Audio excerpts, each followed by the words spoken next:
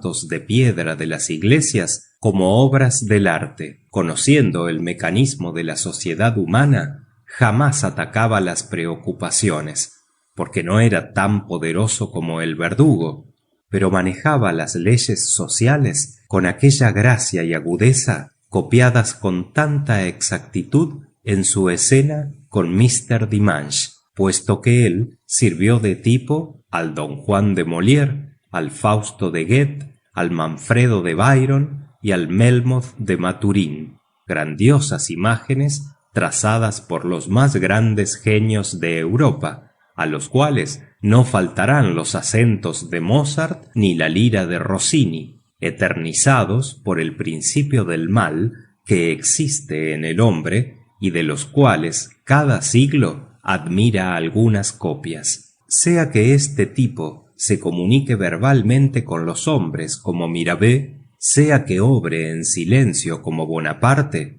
o estreche el universo en una ironía como el divino Rabelais, que se burle de los seres en vez de insultar a las cosas como el mariscal de Richelieu, o se mofe de los hombres y de las cosas como el más célebre de nuestros embajadores, el profundo genio de don Juan Belvidero resumió de antemano todos estos genios, porque se burló de todo.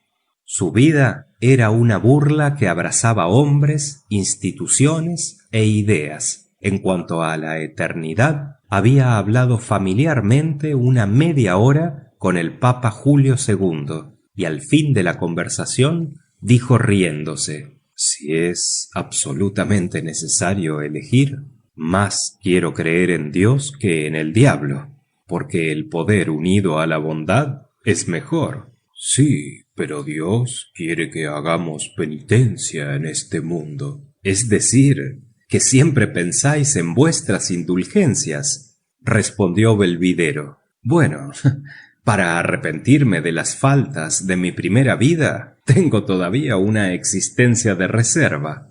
Incrédulo, exclamó el Papa. Tú corres riesgo de ser canonizado. No sería extraño, siendo vos Papa. Luego se fueron a ver a los trabajadores ocupados en construir la inmensa basílica consagrada a San Pedro. San Pedro era un hombre de genio, dijo el Papa a don Juan. Bien merece este monumento, pero a veces estoy pensando en que un diluvio pasará su esponja sobre todo esto, y entonces tendrá que empezarse de nuevo. Don Juan y el Papa empezaron a reír, porque se habían comprendido. Cuando don Juan cumplió los 60 años, fuese a España y se casó en su vejez con una joven y encantadora andaluza. Pero no fue buen padre ni buen esposo. Obraba por cálculo. Había observado que por nadie somos tan tiernamente amados como por las mujeres en quienes pensamos bien poco.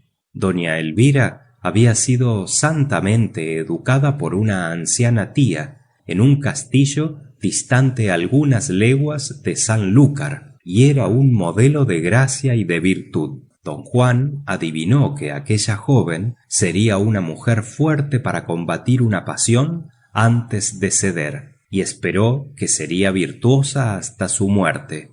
Esta fue una partida de ajedrez que jugó siendo ya viejo. Prevenido por las faltas que había cometido su padre, resolvió conducirse de tal suerte que hasta sus más insignificantes acciones cooperasen al favorable desenlace del drama que había de cumplirse en su lecho de muerte. Así es que la mayor parte de sus riquezas fue ocultada en los subterráneos de su palacio de Ferrara, a donde rara vez iba. La otra porción de su fortuna quedó colocada sobre rentas vitalicias, a fin de interesar a su mujer y a sus hijos en la duración de su vida, tratando de obtener por atenciones de interés los afectuosos sentimientos que él había negado a su padre. Pero este maquiavelismo no le fue necesario, porque el joven Felipe Belvidero, su hijo, era un español tan concienzudo como impío era su padre. Don Juan eligió el abad de Sanlúcar para dirigir las conciencias de la duquesa y de Felipe. Era este un santo varón, de buena talla y admirables proporciones, ojos hermosos y cabeza majestuosa, un bienaventurado siempre tentado por el demonio, como sucede a los anacoretas. Complacíase don Juan en hallar a su mujer y a su hijo en algún descuido sobre el cumplimiento de los deberes religiosos, y exigía que ejecutasen los preceptos impuestos a los fieles. Su mayor gusto consistía en oír la discusión de algún caso de conciencia entre el abad, Felipe y doña Elvira. Pero a pesar del prodigioso cuidado que tenía de su persona, llegaron para don Juan los días de la decrepitud, y con ellos también los clamores de la impotencia. Este hombre, para quien el último grado de la sátira consistía en hacer creer a los demás en las leyes y principios de que él se burlaba, dormíase por la noche sobre un tal vez. Este modelo de buen tono, este duque, vigoroso en la orgía, altanero en las cortes, atento y amable con las mujeres, cuyos corazones había torcido como tuerce un mimbre el labrador, este hombre de genio se hallaba atacado de una tos obstinada, de una ciática importuna y de una gota brutal. Veía que sus dientes se le iban como al fin de una reunión se van las damas más hermosas, de una en una, quedando el salón desierto y vacío. Sus manos temblaron, vacilaron sus piernas, y una tarde la apoplejía le apretó el gaznate con sus frías y ganchosas uñas. Desde este día fatal volvióse pesado y duro. Acusaba la bondad de su hijo y de su mujer, pretendiendo a veces que sus cuidados no se le prodigaban tan dulcemente sino por haber puesto su fortuna en rentas vitalicias. Elvira y Felipe vertían lágrimas y redoblaban sus caricias al malicioso anciano, cuya voz quebrada se convertía en afectuosa para decirles: amigos míos, mi querida esposa, ¿me perdonáis, no es verdad? ¿Os atormento un poco? ¡Ay, gran Dios! ¿Cómo te vales de mí para probar a estas dos celestiales criaturas? Yo, que debería ser su alegría, soy su azote. De esta manera los encadenó a la cabecera de su cama, haciéndoles olvidar meses enteros de impaciencia y crueldad por una hora en que desplegaba para ellos los tesoros siempre nuevos de su gracia y falsa ternura, sistema paternal que le salió infinitamente mejor que el que su padre había usado anteriormente con él. Llegó por fin a tal grado la enfermedad que para ponerle en la cama era necesario moverle como a un falucho que entra en un canal peligroso. Amaneció el día de la muerte, y este brillante personaje, cuyo entendimiento únicamente sobrevivía a la más horrible de todas las destrucciones, se vio entre un médico y un confesor, sus dos antipatías, pero también fue jovial con ellos. ¿No había acaso para él una luz centelleante tras el velo del porvenir? Sí, y sobre esta escena diáfana las encantadoras delicias de la juventud se entrechocaban como sombras. Cuando don Juan sintió las agonías de la muerte, era una de las más hermosas tardes de verano. El puro cielo de España, los naranjos que perfuman el ambiente, las estrellas que destilan vivos y frescos resplandores, la naturaleza entera parecían ofrecerle seguros gajes de resurrección. Hacia las 11, poco más o menos, llamó a su hijo. Felipe, le dijo con una voz tan tierna y afectuosa que el joven se estremeció y lloró de felicidad, porque jamás este padre inflexible había pronunciado de esta manera su nombre. Felipe, escucha, hijo mío. Soy un gran pecador. He pensado en mi muerte durante toda mi vida. En otro tiempo fui amigo del gran Papa Julio II.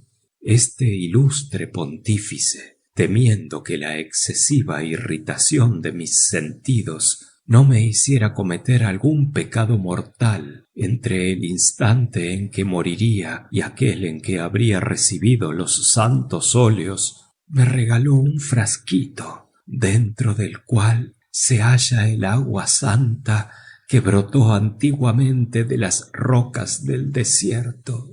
He guardado el secreto de la Iglesia, pero estoy autorizado a revelar este secreto a mi hijo, in articulo mortis. Encontrarás este frasquito en el cajón de la mesita gótica que siempre ha estado en la cabecera de mi cama. Su precioso contenido podrá servirte aún, mi querido hijo, pero júrame por tu salvación que cumplirás mis órdenes. Felipe miró a su padre, y don Juan conocía demasiado los sentimientos humanos para no morir en paz sobre la fe de semejante mirada. Tú merecías otro padre, prosiguió don Juan. Me atrevo a confesarte, hijo mío, que en el mismo momento en que el respetable abad de Sanlúcar me administraba el viático, pensaba en la incompatibilidad de dos poderes tan extensos como el del diablo y el de Dios. Oh, Padre mío, decía yo entre mí, cuando Satanás haga sus paces con vos, deberá también, so pena de ser un gran miserable, estipular el perdón de sus concomitantes. Este presentimiento me persigue. Entonces, ¿lo ves, hijo mío? Si no cumplieses mi última voluntad, yo iría al infierno. Oh, decidla pronto, padre mío. Luego que hayas cerrado los ojos, tomarás mi cuerpo caliente aún y lo tenderás sobre una mesa. Al resplandor de las estrellas me despojarás de mis vestidos y rezando muchos Padres Nuestros y Ave Marías, rociarás con esta agua santa mis ojos, mis labios y todo el cuerpo. Pero, hijo mío, el poder de Dios es tan grande que no debes espantarte de nada. Ten bien firme el cristal, dijo, y murió entre los brazos de un hijo cuyas abundantes lágrimas caían sobre su pálido e irónico rostro. Sería cerca de medianoche cuando Felipe colocó el cadáver sobre la mesa y después de besar su amenazadora frente, apagó la lámpara. El dulce resplandor de la luna le permitió ver el cuerpo de su padre. Era un bulto blanquizco en medio de la sombra. Empapó un lienzo en el elixir. Luego ungió fielmente aquella sagrada cabeza. Oía estremecimientos indescriptibles, pero los atribuía al rumor de la brisa. Hecha la operación, sintióse apretar su cuello por un brazo robusto. Era el de su padre. Lanzó un grito de horror, dejó caer de sus manos el cristal y el licor se evaporó súbitamente. Todas las personas del castillo acudieron con antorchas. El grito les había espantado, como si hubiese sonado el clarín del juicio final. Se llenó de gente la estancia. Vieron a Felipe desmayado, pero asido violentamente del cuello por el brazo de su padre. Enseguida, cosa extraordinaria, los asistentes vieron la cabeza de don Juan, tan joven, tan bella como la de Antinoo, con cabellos negros, ojos brillantes y boca infantil, agitándose horriblemente, sin mover el esqueleto a que pertenecía. Un criado imbécil exclamó: ¡Milagro! Los supersticiosos repitieron: ¡Milagro! Entonces doña Elvira, demasiado piadosa para admitir los misterios de la magia, envió a buscar al abad. Cuando el prior contempló el milagro por sus propios ojos, resolvió aprovecharlo como hombre que lo entendía y como abad que no despreciaba la ocasión de aumentar sus rentas. Declarando desde luego que el señor don Juan sería infaliblemente canonizado, indicó que la ceremonia de su apoteosis se celebraría 2 días después en su convento, y que de allí en adelante se llamaría San Juan de Lúcar. A estas palabras hizo la cabeza estrambóticos visajes. 3 días después de la muerte del ilustre señor, el milagro de su imperfecta resurrección había tan extraordinariamente cundido de lugar en lugar, a más de 50 leguas a la redonda, que fue un interesante espectáculo el ver a los curiosos que de todas partes acudían al aliciente de un Te Deum cantado solemnemente. La antigua mezquita de Sanlúcar, maravilloso edificio construido por los moros y cuyas bóvedas oían hacía ya 3 siglos el nombre de Jesucristo, no pudo contener la muchedumbre. Hidalgos con capas de terciopelo y armados de sus espadas estaban en pie cerca de los pilares, no teniendo sitio para doblar sus rodillas. Veíanse encantadoras jóvenes cuyas basquiñas delineaban sus voluptuosas formas,